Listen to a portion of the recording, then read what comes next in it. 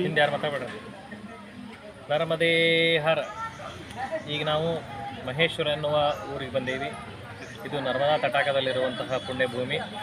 ಇಲ್ಲಿ ಇದಕ್ಕೆ ಮೊದಲ ಹೆಸರು ಮಹಿಷ್ಮತಿ ಅಂತ ಒಂದು ಹೆಸರಿತ್ತು ಇದಕ್ಕೆ. ಇಲ್ಲಿ ಸತ್ಯಯುಗದೊಳಗೆ ಒಬ್ಬ ದುರ್ಯೋಧನ ಇದ್ದ. ಮಹಾಭಾರತದ ದುರ್ಯೋಧನ ಅಲ್ಲ, ಸತ್ಯಯುಗದ ದುರ್ಯೋಧನ. ಇವ ನರ್ಮದೆಯೊಂದಿಗೆ ವಿವಾಹ ಆದ ಅನ್ನೋದು ಒಂದು ಕಡೆ ಬರ್ತದೆ. ಅವಳಿಗೆ ಸುದರ್ಶನ ಎನ್ನುವ ಒಬ್ಬ ಮಗಳು ಹುಟ್ಟಿದ್ಲು. ಆ ಸುದರ್ಶನ ಎನ್ನುವ ಮಗಳೇ ಮುಂದೆ ಅಗ್ನಿದೇವನನ್ನು ಮದುವೆ ಆದಳು ಅನ್ನೋದು ಒಂದು ಕಡೆ ಬರ್ತದೆ. ಇಲ್ಲಿ ಬಹಳ ವಿಶೇಷವಾಗಿರ್ತಕ್ಕಂಥ ಇನ್ನೊಂದು ಕಥೆ ಅದ ಇಲ್ಲಿ. ಏನಂದ್ರೆ ಒಂದು ಸತಿ ಒಬ್ಬ ಬೇಡ ಏನು ಮಾಡ್ತಾನ, ಅವ ಕಾಡಿನೊಳಗೆ ಹೋಗಿ ಪ್ರಾಣಿಗಳನ್ನು ಹಿಂಸೆ ಮಾಡೋದು ಮತ್ತು ಅನೇಕ ಜನರನ್ನು ಹಿಂಸೆ ಮಾಡೋದು ಮಾಡ್ತಿದ್ದ. ಅವಂಗ ಒಂದು ಸತಿ ಇಲ್ಲಿ ಬಂದ ಅನೇಕ ಋಷಿಮುನಿಗಳು ಇಲ್ಲಿ ಧ್ಯಾನಾಸಕ್ತರಾಗಿ ಕೂತಿದ್ದನ್ನು ಅವ ನೋಡಿದ ಮೇಲೆ ನನಗೆ ಅನ್ನಿಸ್ತಾರೆ, ಇಷ್ಟು ದಿವಸ ಇದೇ ಜನ್ಮ ಕಳೆದ್ಬಿಟ್ಟಿನಿ, ಇನ್ಮೇಲೆ ನಾ ಈ ಜನ್ಮ ಬ್ಯಾಡಿದು ಅಂತೇಳಿ ಅವೇನು ಮಾಡಿದ, ಬೇಡ ಶಸ್ತ್ರವನ್ನೆಲ್ಲ ತ್ಯಾಗ ಮಾಡಿ ಅವನು ಇಲ್ಲಿ ಋಷಿಮುನಿಗಳಿಂದ ಅವನು ಧ್ಯಾನಾಸಕ್ತನಾಗಿ ಕೂತ. ಮೊದಲು ಅವ್ನಿಗೆ ಏನು ಅನ್ನಿಸ್ಲಿಲ್ಲ.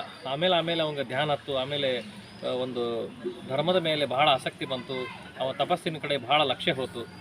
ಆಮೇಲೆ ಅವಂಗ ಪರಶಿವ ಪ್ರಕಟ ಆದಮೇಲೆ ಅವಂಗೆ ಅನ್ನಿಸ್ತು. ಅವ ಕೇಳಿದ, ಪರಶಿವ ನಿನ್ಗೆ ಏನಪ್ಪ ಏನದು ಅಂತ ಕೇಳಿ ಶಿವ ಕೇಳಿದಾಗ ಅವ ಹೇಳಿದ, ನನಗೆ ಮುಂದೆ ಒಂದು ತಪಸ್ಸಿ ಜನ್ಮ ಕೊಡು ನನಗೆ, ಮತ್ತು ನಾನು ಇಲ್ಲೇ ಬಂದು ತಪಶ್ಚರ್ಯ ಮಾಡುವಂಥ ಯೋಗ ಕೊಡು ಅಂತೇಳಿ ಅವ ಬಿಲ್ಲ ಕೇಳಿದ. ಆಮೇಲೆ ಅವನ ಮರಣ ಆದಮೇಲೆ ಅವರೇ ಮಾತಂಗ ಋಷಿಗಳಾಗಿ ಹುಟ್ಟಿದರು. ಮಾತಂಗ ಋಷಿಗಳು ಸಂಚಾರ ಮಾಡ್ತಾ ಈ ಪ್ರದೇಶಕ್ಕೆ ಬಂದಾಗ ಅವರಿಗೆ ಹಿಂದಿನ ಜನ್ಮದ ಸ್ಮರಣೆ ಆಯ್ತು. ಆಮೇಲೆ ಅವ್ರು ಇಲ್ಲೇ ಇದ್ದು 100 ವರ್ಷ ತಪಶ್ಚರ್ಯ ಮಾಡಿದರು. ಆ 100 ವರ್ಷದ ತಪಸ್ಸಿನ ಫಲವೇ ಇವತ್ತು ಇಲ್ಲೇ ಮಹೇಶ್ವರ ಮಂದಿರ. ಇಲ್ಲೇ ಅವರು ಬೇಡ್ಕೊಂಡ್ರು ಶಿವನನ್ನು, ನೀ ಸದಾ ಸರ್ವದಾ ಇಲ್ಲಿ ವಾಸ ಆಗಿರಬೇಕು, ಇಲ್ಲಿ ಬಂದಂತಹ ಜನರನ್ನು ನೀವು ಕಲ್ಯಾಣ ಮಾಡಬೇಕು ಅಂತ ತಿಳ್ಕೊಂಡು ಆ ಮಾತಂಗ ಋಷಿಗಳು ಪ್ರಾರ್ಥನೆಯ ಫಲವಾಗಿ ಇಲ್ಲಿ ಸ್ವಯಂಭೂ ಈಶ್ವರ ಇದ್ದಾನೆ. ಇನ್ನೊಂದು ವಿಶೇಷ ಅದ. ಇಲ್ಲಿ ದತ್ತಾತ್ರೇಯರು ಇಲ್ಲಿ ಆಗಮಿಸ್ಯಾರ. ಅವರ ಶಿಷ್ಯನೇ ಕಾರ್ತಿವೀರ್ಯಾರ್ಜುನ. ಅವರ ಶಿಷ್ಯ ಏನು ಮಾಡ್ತಾನೆ, ಒಂದು ಸತಿ ಇಲ್ಲಿ ದತ್ತಾತ್ರೇಯರು ಬಂದಾಗ 11 ದೀಪಗಳನ್ನು ಇಲ್ಲಿ ಹಚ್ತಾನ. ಆ 11 ದೀಪಗಳನ್ನು ಇಲ್ಲಿ ಹಚ್ಚಿದ್ದು ಇವತ್ತಿನವರೆಗೂ ಆ 11 ದೀಪಗಳು ಪ್ರಜ್ವಾಲವಾಗಿ ಇಲ್ಲಿ ಉರಿಲಿಕತ್ತಾವ. ಅದನ್ನು ನಾವು ಇವತ್ತು ನೋಡಿದ್ವಿ. 11 ದೀಪಗಳ ದರ್ಶನವೂ ಕೂಡ ಆಯಿತು. ಇದು ಬಹಳ ಶ್ರೇಷ್ಠವಾಗಿರ್ತಕ್ಕಂತಹ ಪುಣ್ಯಭೂಮಿ ಅದ. ಇಲ್ಲಿ ಶಂಕರಾಚಾರ್ಯರು ಇಲ್ಲಿ ಬಂದಾರ. ಇಲ್ಲಿ ಶಂಕರಾಚಾರ್ಯರು ತಪಸ್ಸು ಮಾಡಿದ ಒಂದು ಗುಹೆ ಅದ. ಇಲ್ಲಿ ಮಂಡಲ ಮಿಶ್ರರು ಅವರು ಕೂಡ ಕೂತ್ಕೊಂಡು ಇಲ್ಲೇ ಚರ್ಚೆ ಮಾಡಿದಂತಹ ಒಂದು ಗುಹೆ ಅದ.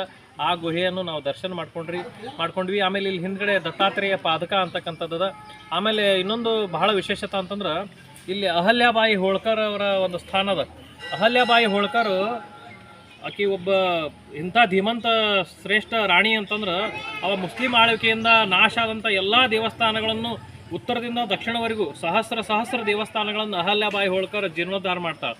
ಆಮೇಲೆ ಆಕೆ ಅರಮನೆಯೊಳಗೆ ಒಂದು ಪದ್ಧತಿ ಇಟ್ಟಿದ್ಲು. ಒಂದು ರಾಶಿಯಷ್ಟು ಅಲ್ಲಿ ಹುತ್ತದ ಮಣ್ಣು ಇಟ್ಟಿದ್ಲಕ್ಕಿ. ಅಲ್ಲಿ ಬಂದು ಯಾರು ಪಾರ್ಥಿವೇಶ್ವರ ಪೂಜಾ ಮಾಡ್ತಾರೋ ಅವರಿಗೆ ₹1 ದಕ್ಷಿಣೆ ಕೊಡ್ತಿದ್ಲು. ಹಿಂಗಾಗಿ ಆಕೆ ಆಶ್ರಮದೊಳಗೆ ನಿತ್ಯ ಅರಮನೆಯೊಳಗೆ ನಿತ್ಯ 100 ಜನರು ಅಲ್ಲೇ ಪ್ರತಿನಿತ್ಯ ಪಾರ್ಥಿವೇಶ್ವರ ಪೂಜಾ ಮಾಡ್ತಿದ್ರು. ಅಂತಹ ಅಹಲ್ಯಾಬಾಯಿ ಹೋಳ್ಕರ್ ಅವರ ಸ್ಥಾನನೂ ಇಲ್ಲದ. ಇದು ಬಹಳ ಶ್ರೇಷ್ಠವಾಗಿರ್ತಕ್ಕಂಥ ಪುಣ್ಯ ಭೂಮಿ ಅದ. ಇದು ಮಹೇಶ್ವರ ಅಂತಲೇ ಇದಕ್ಕೆ ಹೆಸರದ.